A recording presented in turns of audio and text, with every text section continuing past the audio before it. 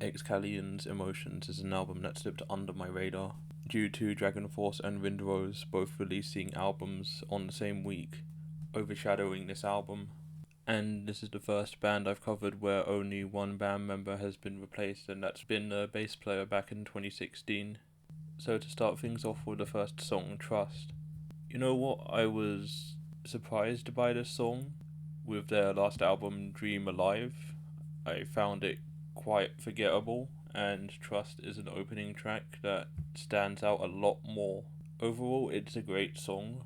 There's nothing really wrong with it. It's nice and catchy, and it's just a good intro song. There's nothing I can really add to it. And the same can be said about Sunshine Path, another solid song. This time it's a bit different on the vocals, as when I was listening to it, I was reminded a lot of Sonata Arctica, mainly Tony's vocals, and they pull off his style very well in this song, and it's quite welcoming actually. In a way, it was quite flattering to hear, as I'm a big fan of Tony's vocal style, so hearing another band emulate it in a way and transforming it into their own way that makes it unique and different was really nice. And continuing with experimenting with styles is Lost Control, and I'm not the biggest fan of this song. I felt that the vocals were quite weak, and just the overall structure of the song was pretty decent. It's just that the vocals I found weren't really the best, and it kind of left me with that hollow feeling of, you know what, the song's alright, it's not the best, I can see what they're doing, this is a song that I would have to be in the mood to listen to. And for some people, that's not necessarily a bad thing. It just left me in that weird state of, it's alright. Solitude is just like Lost Control for me, as it had some great parts to the song, but there's other parts of the song that are lacking. With Lost Control, it was vocals, and with Solitude, it was the first half of the song. I ended up not really enjoying the first half of the song. It was like Lost Control all over again, and then it goes into the second half, and then I really enjoyed the second half.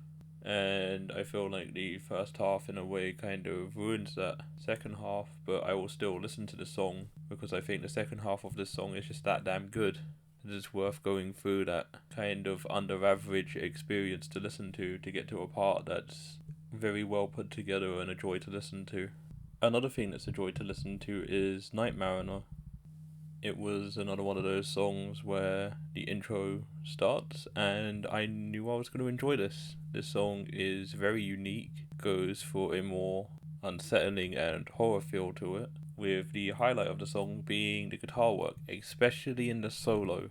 There is some fantastic guitar work in the solo, accompanied by some great vocals, and you have overall a really good power metal song. Up next is The Golden Horde, and you might be noticing a pattern because I'm about to say, hey, this is another great song, with the standout feature of this song being the bass that kicks in throughout the earlier parts of the song, and unfortunately goes away towards the middle and the end. But overall, another song that is, in general, pretty good.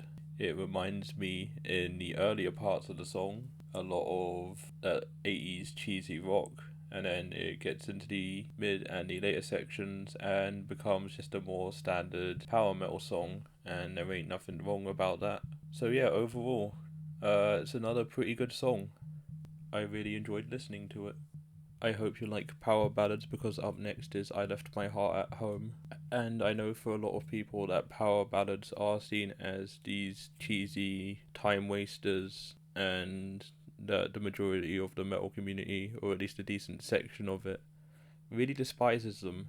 Unfortunately, I am on the opposite camp because I really like power ballads. There is a place for them, and while I feel that I Left My Heart at Home drags a little bit, it's overall a pretty good power ballad, and apart from it dragging, the song's fine. It's a pretty good power ballad with some pretty decent vocal work.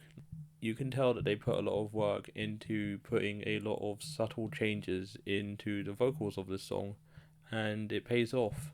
And next up is The Mercy Racers. And don't worry, this one ain't a power ballad. But it is a good power metal song all the same, with some more Sonata Arctica inspired verses in the earlier sections of the song. Overall, not much to complain about the song, it is pretty good. Shout outs goes to the guitar wails that happen throughout the song. And to recap that, I'm sorry that this section isn't longer on this song. I didn't really find any issues. There was nothing wrong with the song. And with songs like the Mercy Racers, I just find it hard to talk about, considering that to me it was just a solid all-around performance. And whenever I say that I have no issue with the song, it means that I think everything is good. I like to mention the stuff that stands out about the song, or at least what I see. And overall, the song is just good. Okay, so moving on. Next up is Call Sign, and this is the final song on the album. This song's intro might turn people away, considering they go for a more ballady intro. Don't worry, this lasts around 50 seconds and switches into a normal power metal song. So, for being the longest song on the album, and coming from a person that enjoys longer songs, this is another one that I enjoyed. I'm sorry to say that. And I know this review is sounding really repetitive with me saying, oh hey, I like this song without giving much onto it. But this is another song that's kind of hard to. I will say that it does have a slow build. That then at the end of the song they let that decline, and overall it's a good song. I want to give mentions to the keyboard in this song. The keyboard work in this song is great, and to me was the thing that kept this song all together. And I will say this song doesn't end at like normal time, so there's no just end. This song has an end before that, and then there's like some ambience. At least they do it better than Saint Demon, where there isn't just this 30-second void of nothing. At least in this song it's like only a few seconds, so it's fine.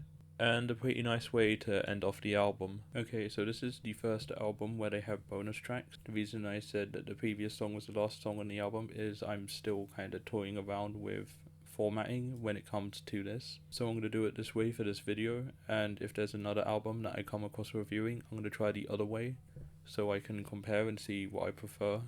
And with all that said, let's move on to Deep Water, the first and only bonus track of this album. And I don't understand why this is a bonus track. It's again another song that I really enjoyed from the album. So the standout parts of the song. First off, in the intro there is some really nice keyboard work. The vocals are overall good and is consistent with the rest of this album. And my favourite part of this song is before the final verse. There is a instrumental piece that leads into a solo. And I like stuff like that. I know some people may not, but I really enjoy them. And for the final song being the only bonus track, it as well is a pretty good end. So my verdict on this album is I'm gonna give it a 8.5. It's a really good album. It ticks the boxes for me. I like it when I see bands go out of their comfort zone. I love seeing power ballads, and I know a lot of people hate those. But I feel like this album, they decided to experiment a lot more with songs like Night Mariner, Lost Control, and I Left My Heart at Home, as well as having songs I ended up really enjoying, like Night Mariner. Like, well, just most of this album, really apart from Lost Control. And I think for returning listeners, this is a good listen. Emotions for me was an unexpected hit, and I didn't expect to enjoy 9 out of the 10 songs. So yeah, a solid power metal album, great for fans, and if you're looking for a new power metal band, this is a good album to get into Excallion.